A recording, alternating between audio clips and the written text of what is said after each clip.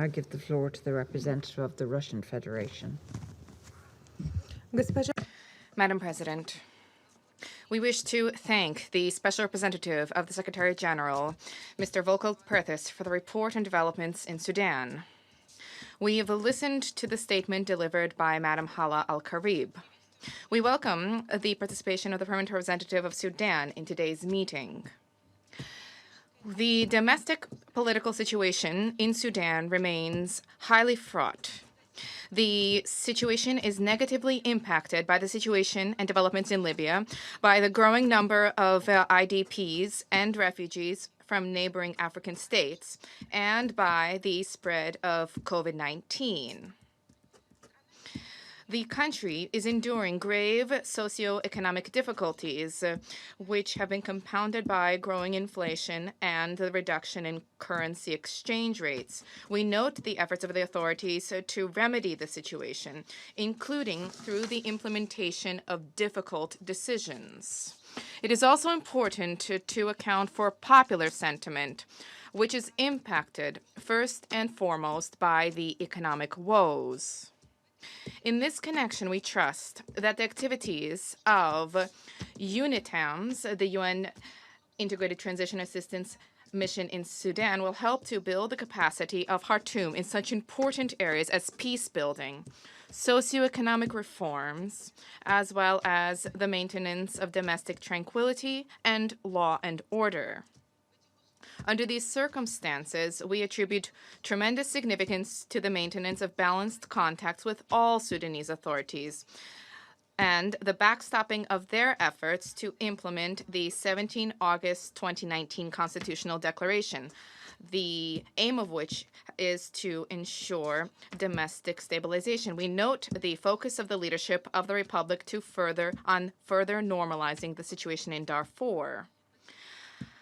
Last October, the Juba Peace Agreement was signed between the Transitional Government of Sudan and the Sudan Revolutionary Front. This was an important step towards a lasting stabilization in the country, an important step towards a resolution to the multitude of pressing problems in that country. We note the measures taken by Khartoum to improve the situation and to implement the provisions of the agreement, including through the establishment of the relevant military committees.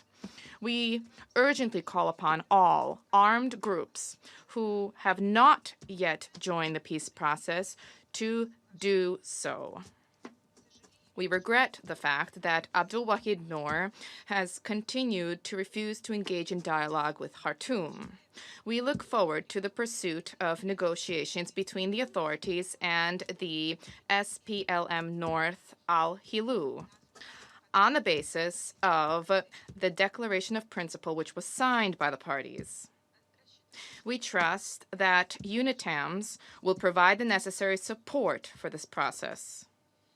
We welcome the willingness of Khartoum to tackle the root causes of conflict head-on and the root causes of internecine strife in various parts of the country. The prompt implementation of the National Civilian Protection Plan will certainly be an important foundation to that end. Madam President, we note the fact that peace in Darfur is gradually being restored.